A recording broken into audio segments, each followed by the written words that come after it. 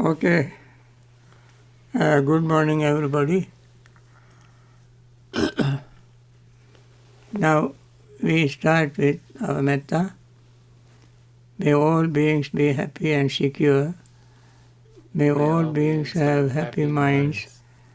Whatever living beings there may be, without exception, weak or strong, long, large, medium, short, subtle or gross, visible or invisible, living near or far, born or coming to birth.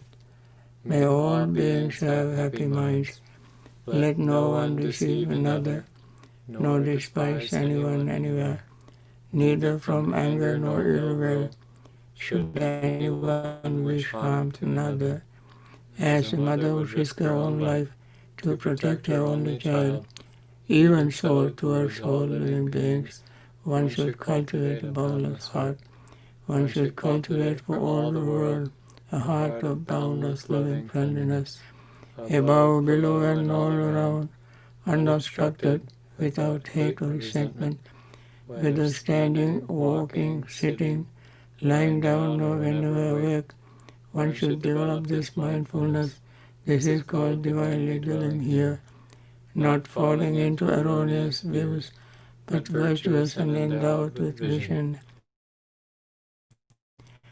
removing desires for sensual pleasures.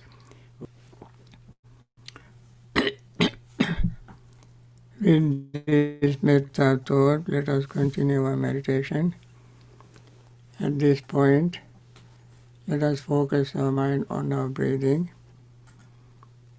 and notice the breath touching our nostrils, expanding chest area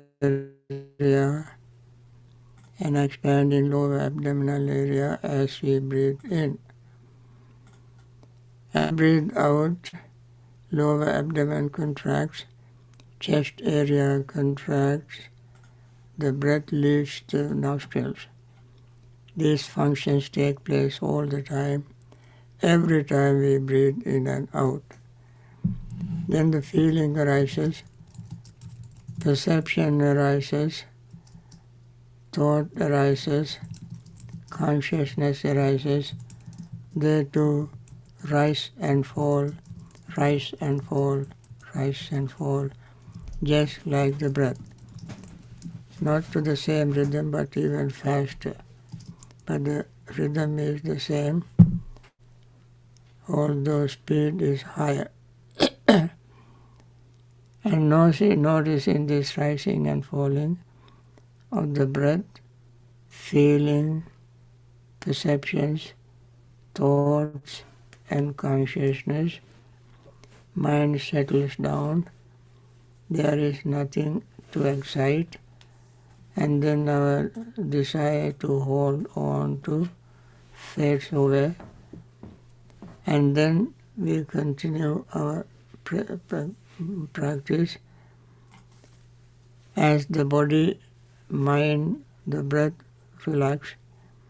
In that relaxed state of mind, rigidity, uptightness fades away, resentment fades away, metta feeling arises, and then our restlessness and worry fades away when compassion arises, knowing that there are many suffering beings. Then we become very settle our mind. When compassion arises, restlessness and worry fades away. Then sleepiness and drowsiness fade away. When we know we get energetic. When we get energetic, seeing the results, sleepiness and drowsiness fade away. And seeing all this, our doubt fades away because we see the truth dawning upon us. We feel the truth more clearly, we see that, then doubt about our practice, about the Dhamma, the Buddha, the Sangha fades away. When these 5 hindrances, greed, resentment, sleepiness and drowsiness, restlessness and worry, and doubt fades away, we have joy. When we get full of joy,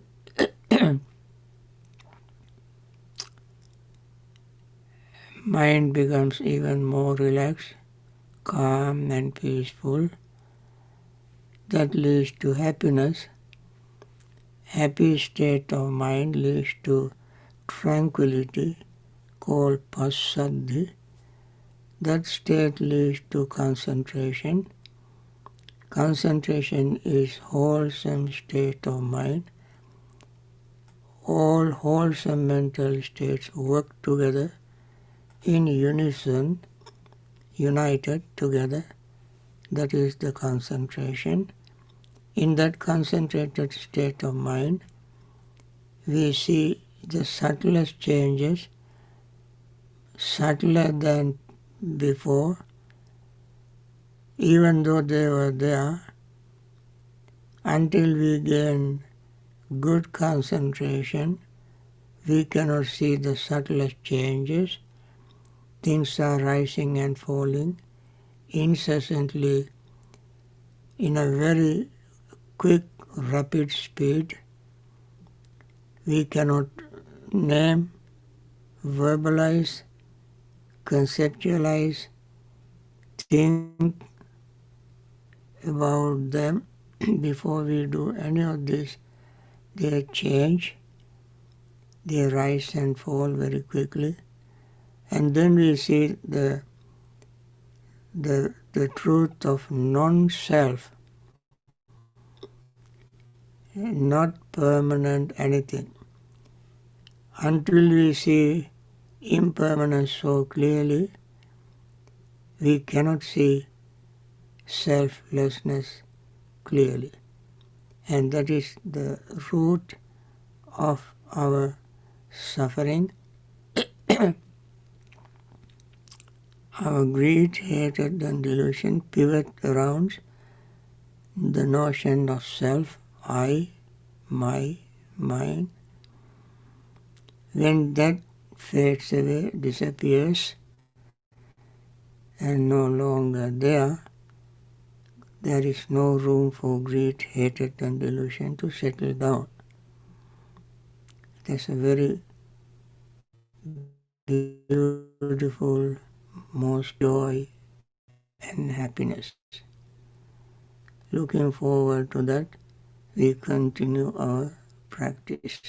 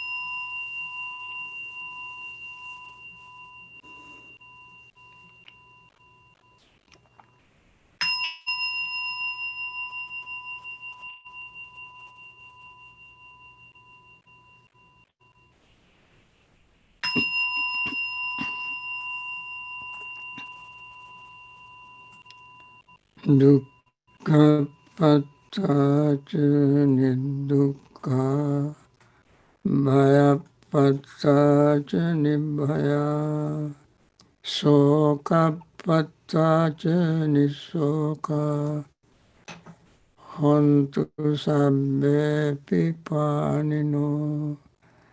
May the suffering be free from suffering. May the fear struck be free from fear. May the grieving be free from grief. So too may all beings be. With this metta wish, let us continue our Dhamma talk. We were talking on various kinds of feelings. Here is very special way of treating feelings given as a subject of meditation. That is, we read it earlier. Perhaps you may not remember what we read earlier. Today, in order to uh, remind you, I want to repeat what I read earlier. That is, we continue when feeling carnal, pleasant feeling, he understand, I feel carnal, pleasant feeling. When feeling non-carnal, pleasant feeling, he understand, I feel non-carnal, pleasant feeling. When feeling carnal, painful feeling, he understand, I feel carnal, painful feeling. When feeling non-carnal, painful feeling, he understands, I feel non-carnal, painful feeling. When feeling carnal, neither pleasant nor unpleasant feeling, he understands, I feel carnal, neither pleasant, painful nor pleasant feeling. When feeling non-carnal, neither painful nor pleasant feeling, he understands, I feel non-carnal, neither painful nor pleasant feeling. Now, in order to understand this, I like to draw your attention to another discourse where these feelings are very, very clearly explained. That section is called Chattingsa Sattapada. That is 36 of 36 ways of the feeling arising. 36 ways. And these feelings we mentioned are very clearly dealt with there. And therefore, if you have the book Majjhima Nikaya, is called Salayatana Vibhanga Sutta, analysis of 6 senses, 36, 6 ayatanas. Salayatana Vibhanga is the title of the discourse. In that discourse, you will see these feelings explained more clearly.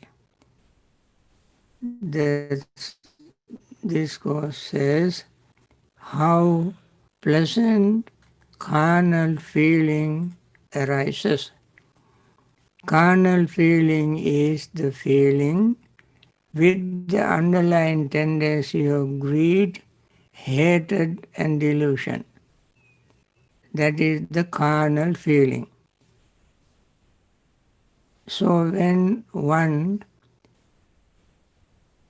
has seen something very pleasant, a form, agreeable form, or when one sees very pleasant, agreeable, joyful, pleasant form, now the underlying tendency of greed, hatred, and delusions also are there.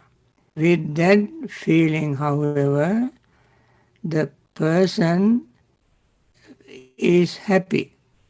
Seeing form that one likes, one will be pleased with, one enjoys, with that form, that person is happy, pleasant.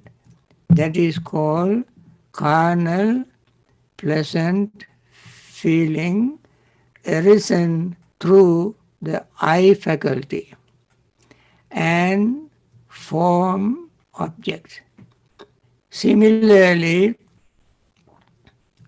when one sees, when one hears sound, pleasing, pleasant, joyful sound like music, or one has heard in the past such a sound, the joy arises with underlying tendency of greed, hatred, and delusion. Hatred here is not to have that, not to have, not to get it disturbed. If the disturbed, the person will have anger or hatred. So the person wish that or that would not happen when the person is listening. Similarly, smell that one has now, pleasant smell, or one had previously pleasant smell, underneath that is greed, hatred, and delusion. Therefore, it is called carnal, pleasant feeling arisen through the nose. Similarly, taste, with the tongue, when one remembers very sweet taste, or when one experiences sweet taste now, the pleasant feeling arises with underlying tendency of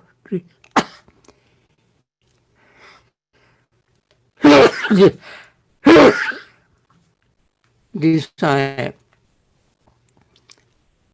That is carnal, pleasant feeling. Similarly, touch. When one touched now pleasant object or remembered touching such a pleasant object, living being or thing, then the feeling, pleasant feeling arises. That is called pleasant, what you call carnal feeling. Similarly, when one remembers a thought, remembers something very pleasing, the pleasant feeling arises from that memory that is called Dhamma. Through the so the person will have, excuse me, pleasant feeling through the mind, and these are called pleasant carnal feeling. And this is how they arise through the six senses and their sensory objects. When this happens, mindful meditator, without using any word, will know this is pleasant carnal feeling arisen through the eyes, ears, nose, tongue, body, and mind, combined with form, sound, smell, taste, touch, and thought. That is how the person knows. And then unpleasant or painful carnal feeling arises the same way. That is, when one does not get what one wants, pain arises in his mind.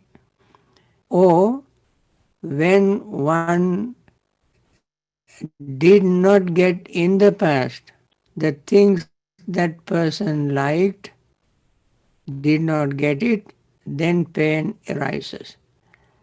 Either not getting some pleasant object in the past or not getting pleasant object now, suffering arises in his, pain arises in his mind. This object can be through the eye, ear, nose, tongue, body and mind. Meaning the person did not, person wanted to get, obtain something very, very pleasant object to see, and he did not get it. Pain arises. When the person did not hear the kind of music he wanted to hear, or he does not hear it now, pain arises. Similarly, pleasant object, pleasant taste, pleasant touch, pleasant thought that he wanted to get, he did not get, pain arises. Or what he experiences now, he sees something that he does not like to see. Now, does not hear what he does not want to hear, smell what he does not want to smell, taste that he does not want to taste, touch that he does not want to touch, or thought that he does not want to have, will arise, then pain arise in him. That is called carnal painful feeling. Carnal painful feeling is the painful feeling arisen through the eyes, ears, nose, tongue, body and mind from form, feeling, form, sound, smell, taste, touch and thought, which have underlying tendency of greed, hatred and delusion. That painful feeling is called carnal painful feeling. So the person should be able to isolate it, identify it, and see how it arose, what are the objects and what are the underlying tendencies, how he feels pain because of desire and so forth. That is called painful, carnal, painful feeling. Then carnal, neutral, equanimous feeling. Carnal, equanimous feeling also, suppose there was something which is very pleasant, beautiful, and it existed, neither he can get it, nor anybody else can get it. If he gets it, he will have a worry, by trying to protect it. If he does not get it, he will be unhappy, painful. If somebody else got it, then he will be jealous. And therefore, that particular object is so beautiful, so rare, neither he gets it nor somebody else gets it, so he can let it go, and there he will have a equanimous carnal feeling. Equanimous. This equanimity is, he wanted to get it, he did not get it. And he knows that it was there and somebody else also didn't get it. So he can let it go, so to say, forget it with equanimous feelings. That is called, it was something something he can experience through senses. And underlying tendency even there would be greed, hatred and delusion. And these three kinds of feelings are called carnal, pleasant feeling, carnal, painful feeling, carnal, equanimous feeling. Now, on the other hand, what is the non-carnal pleasant feeling, painful feeling, and equanimous feeling? Non-carnal meaning without greed, hatred, and delusion. Without. Say the person has seen beautiful object, very beautiful object, and then that person will see with wisdom anicca, viparinama, viraga, nirodha. These four things he see. What are the four things? Anicca, impermanent, viparinama, altering, viraga, not be holding, not being able to hold, that is slipping away, going away and disappearing, and nirodha, cessation. Seeing these four things in that pleasant object, what are the four things?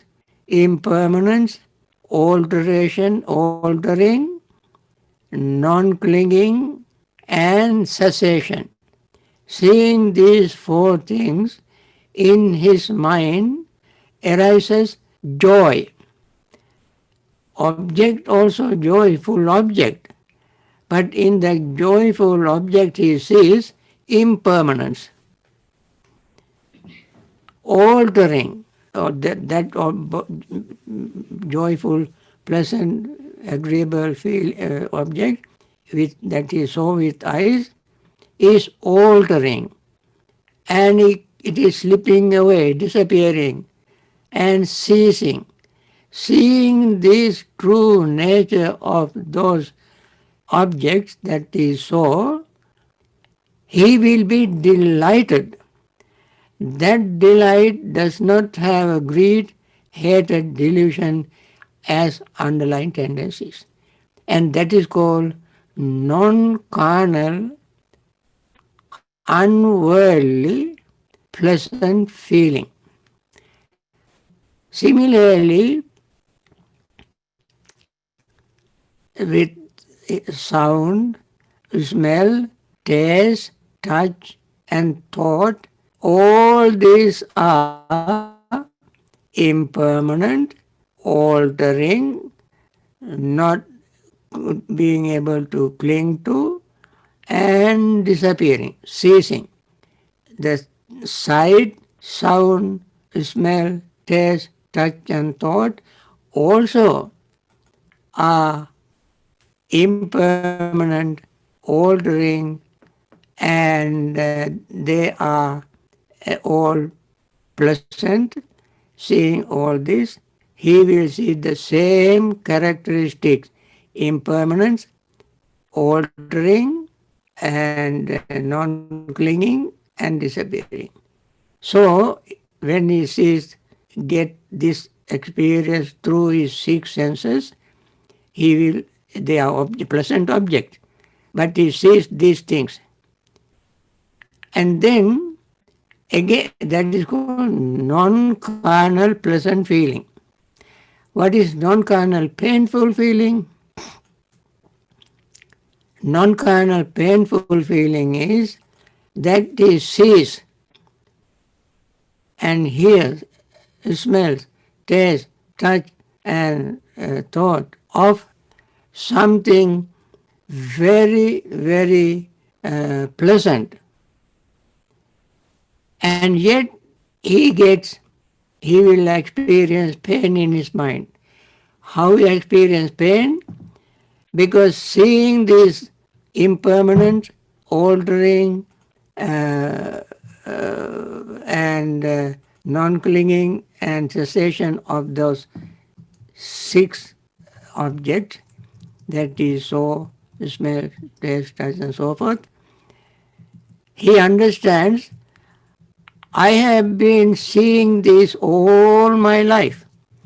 I saw impermanence, altering, and non-clinging and cessation of everything I experience through my senses, but I have not yet attained that peaceful state which an arahant enjoys. My mind is still not free, although I have seen all these characters, I have seen the truth. I have not yet attained this particular state. When can I attain that? When can I attain that? I have been doing all the things that I am supposed to do to free this mind from suffering, and I have not yet attained it. Like such and such a great arahants, at that time in his mind arises pain. That pain is called pain, non-carnal painful feeling. Non-carnal painful feeling. It has nothing to do with the worldly things, but he simply wanted to be liberated, and he has not yet attained the liberation. Then painful feeling arises in him. Then what is the non-carnal equanimous feeling? Again, he sees all the objects, sees sounds, hears sounds, smells, tastes, touch, and thought, just like anybody else, and yet in them, all of them, he sees impermanence, altering, non-clinging, and cessation. And therefore, in his mind, there is no distinction between one object and the other, one sound and the other, one smell and the other, one touch and the other, one thought and the other, because they all have the same thing. What are the same thing? They all are impermanent, they all are altering, they all cannot be held to, and they all are ceasing, disappearing, nirodha. In Pali it is called anicca viparinama viraga nirodha. Anicca viparinama viraga nirodha. He sees these four things in everything. Since there is no any distinction, difference between one and other, one person, one country, one object, one taste, one sound, there is no difference whatsoever. Everything is exactly the same. Everything is same. Then arises equanimity of non-carnal nature. Non-carnal equanimity arises in his mind. So he must be able to identify them, distinguish them, and recognize them, and let them happen as they are. So then he does not stop there. This discourse is a very wonderful discourse, Salayat and Vibhanga discourse. And then discourse says, I think that you can experience it yourself any time if you have this frame of mind. It should not be limited to the book or to the sound or to the talk. So Buddha said, now this person has three kinds of uh, pleasant, unpleasant, neutral, carnal feeling, three kinds of pleasant, unpleasant, and equanimous, non-carnal feelings. Now he has six kinds of feelings. Three carnal, three non-carnal. What is he going to do with these six feelings? What he does, I try to explain this even if I go a little over time. I want to finish that part. What he does now, using his, this is called idang nissa, idang pajati. The discourse idang nissa, idang pajati. Using one, abandon the other. How he does it?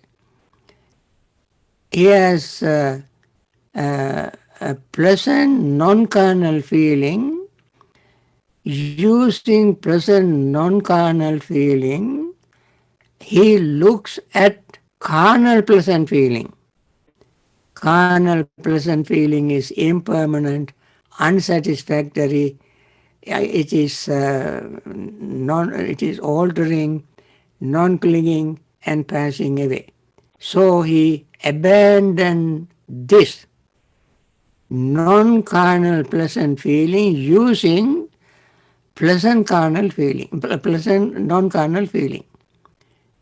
He abandoned carnal feeling using non-carnal, he using non-carnal pleasant feeling, he abandoned carnal pleasant feeling. Now he has non-carnal painful feeling and non-carnal, what you call non-carnal pleasant feeling, non-carnal painful feeling, non-carnal equanimous feeling. Then, using non-carnal painful feeling, he abandoned carnal painful feeling. Using non-carnal equanimous feeling, he abandoned carnal equanimous feeling. The tool he used to abandon non-carnal pleasant feeling, painful feeling, and equanimous feeling is seeing with wisdom impermanence or their impermanence, they are altering, they are non-clinging, they are cessation. Now he is with non-carnal pleasant feeling, non-carnal painful feeling, non-carnal equanimous feeling. What is he going to do with these three feelings? Using non-carnal pleasant feeling, he abandoned non-carnal painful feeling. Because non-carnal painful feeling also impermanent, altering,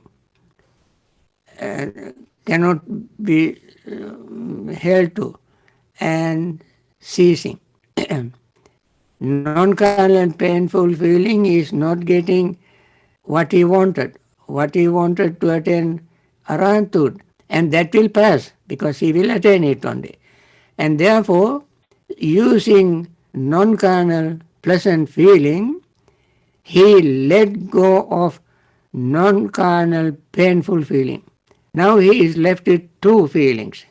What are the two feelings? Pleasant non-carnal feeling and non-carnal equanimous feeling.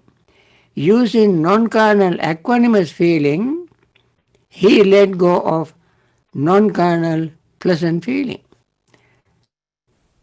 How? Because non-carnal pleasant feeling also is impermanent, altering, and not clinging, and ceasing, disappearing. Now he is left with only non-carnal equanimous feeling. Now, non-carnal equanimous feeling also has two sides. Buddha said two types of non-carnal equanimous feeling. What are the two? One is called Nanatasita upekha, other is called Ekatasita upekha. Nanatasita upekha means non-carnal equanimous feeling arising through the senses, eyes, ears, nose, tongue, body and mind, as we mentioned earlier.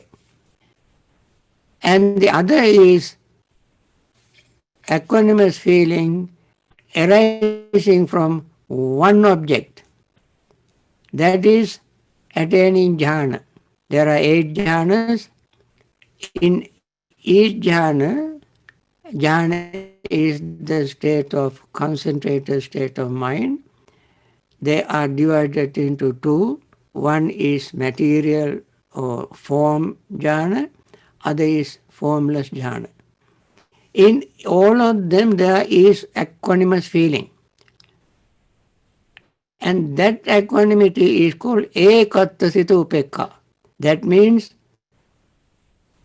equanimity arising from one single object, that is concentration. Concentration is the concentration. From that arises equanimity. From that equanimity is called single object equanimity.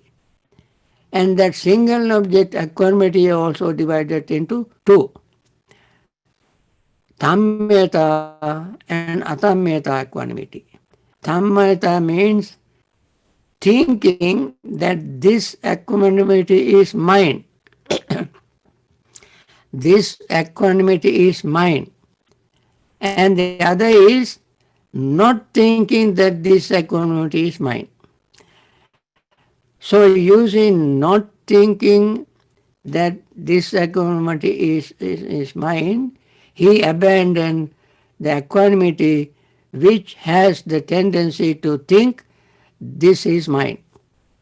That means using the equanimity which does not have my I consciousness, using that he abandoned the equanimity which has I, me, mine concept. Now he has only one type of equanimity, free from I, my, mine concept. That equanimity is called equanimity one experience in the attainment of arahanthood. Arahanthood. So friends, this feeling meditation, when used properly, understood correctly, and put it into practice correctly, with this practice alone, one can attain full liberation from suffering. I think, friends, this is very important. And next time you may ask questions, tomorrow, and if anything is not clear to you, please, I hope you heard what I said clearly. This is not complicated, very simple, very clear. Very clearly I explained. If you have any question, however, any confusion, please ask question tomorrow. Thank you. I want to end this session this morning with metta again.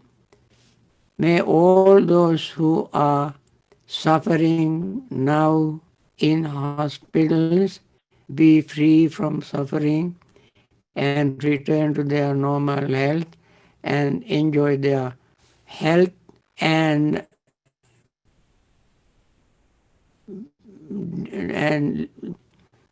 there are others who have lost their loved ones, some of them are my dear friends.